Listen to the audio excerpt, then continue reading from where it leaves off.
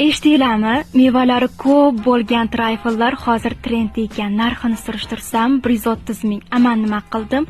U pulni olib bozorga tushib, naq 5 ta trayfelga yetadigan mahsulotlarni olib kelib oldim.